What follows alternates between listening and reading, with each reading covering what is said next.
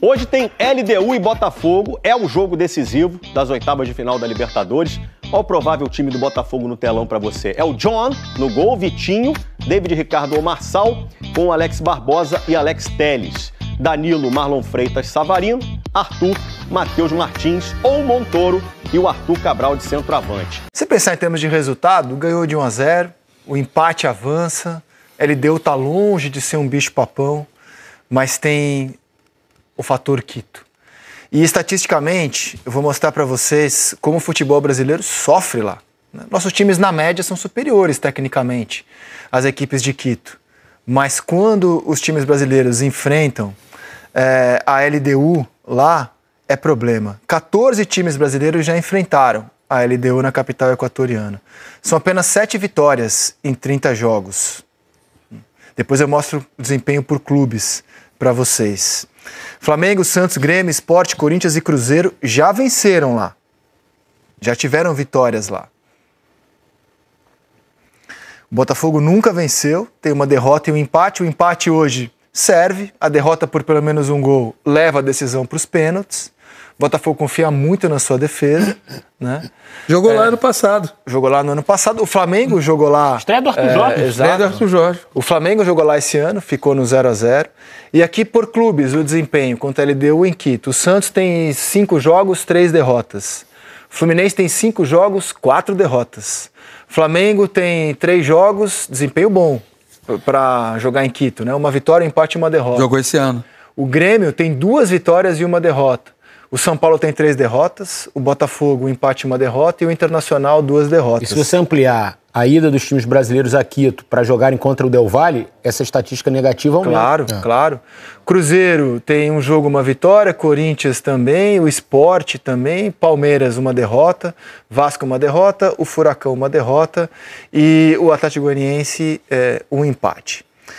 Então, estatísticas de lado por hora, vou mostrar o que foi a vitória do Botafogo na ida e já dou minha opinião. Eu achei insuficiente. Insuficiente, assim, para aquilo que deveria ser o jogo, dada a diferença. Mas foi do tamanho do jogo, né? Foi. O insuficiente, inclusive, o rendimento do Botafogo. Ele tinha que ter jogado mais. Até porque fez um gol com 14 segundos. 14 segundos de... 14 segundos.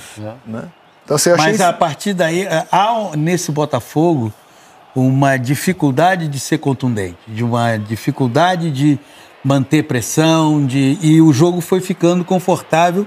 O time da LDU é um time físico, muito físico, forte, mas limitado. Só que o jogo foi ficando confortável para a LDU, que é treinada, inclusive, pelo Thiago Nunes, um brasileiro que já dirigiu o Botafogo.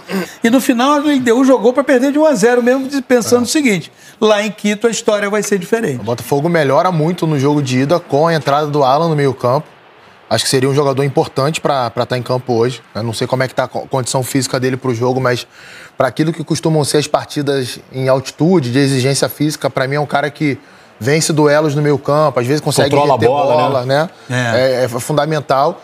E gostei muito, na semana passada, da entrada do Matheus Martins no jogo pelo também. lado esquerdo, né? É um cara que dá mais agressividade, Isso né? que você traz, Coutinho, é interessante, porque essa agressividade e objetividade que o Matheus Martins apresenta pelo lado esquerdo, nas vezes em que o David Ancelotti colocou o Natan pelo lado direito, ela não acontece. O Natan é um jogador que incorporou o jogo burocrático. É aquele jogador que atua aberto, ou ele toca para o lateral, ou ele toca para quem está no meio de campo. A tentativa de partir para cima, de fazer o 1 contra 1... Mas vocês preferem Matheus Martins ou Montoro, que é a dúvida que o Gé coloca para o jogo de hoje? Cara, o Matheus Martins vai te dar um jogo mais profundo, se conseguir, porque estamos com a fotografia do jogo de semana passada. O Montoro vem de 2 jogos abaixo, né? Abaixo. O Matheus dá mais profundidade ao jogo. É uma boa pergunta, cara. Eu tô pensando aqui para te dar uma resposta mais concreta, mas eu fico entre o seguinte. O Matheus Martins, ele é um jogador que tem mais velocidade, como a gente falou, agressividade, profundidade. É um cara que vai ferir a defesa da LDU dessa forma. Mas, por outro lado, fica pouco com a bola. Existe uma outra abordagem do jogo, que é você ficar com a bola e não permitir que a LDU te pressione. E talvez, se você precisar mudar o jogo durante a partida, o Matheus talvez mude mais o andamento do jogo do que o Montoro, né? Porque o Botafogo tem um problema com 2 jogadores que atuam abertos. Um é o burocratizado Natan, que é um jogador absolutamente improdutivo, e o outro é aquele jogador que empacou e você não sabe para onde ele vai mais, que é o Jefinho. Quem atua pelo lado do campo, seja pelo lado direito... Mas os jogadores que o Botafogo tinha para fazer isso foram embora, né? Isso é Luiz Henrique, Júnior Araújo, faz um pouco. O Arthur tem essa característica. Matheus Martins faz também. Isso é outro aspecto. Se o Botafogo não conseguir a classificação, o Botafogo não pode aloprar, tá? Porque ele ainda tem a Copa do Brasil e vai brigar por vaga na Libertadores da 4ª posição do Campeonato Brasileiro. Agora, se você olha de uma forma muito racional o que aconteceu com o Botafogo, você vai ver o seguinte: perdeu o Bastos, aí veio o Jair, perdeu o Jair e perdeu o Caio, tá? Na zaga. Perdeu o Gregory, perdeu o Igor Jesus, perdeu o Luiz Henrique, perdeu o Almada. Então é um time que está sendo reconstruído.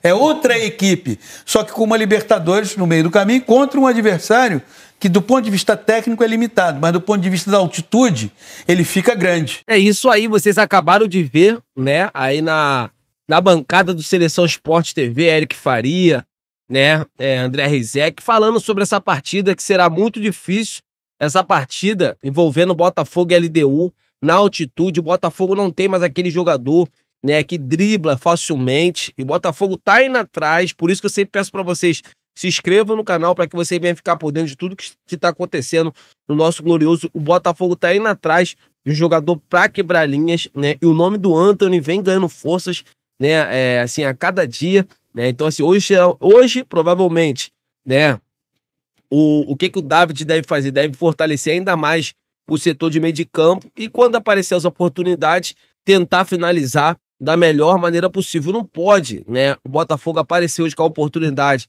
na altitude e não converter em gols. Hoje tem que converter em gols. A oportunidade que aparecer, seja com o Arthur, com o Savarino, sabe? Como seja com o Cabral, o jogador que aparecer, com o Montoro, apareceu a oportunidade de fazer o gol, tem que fazer gols.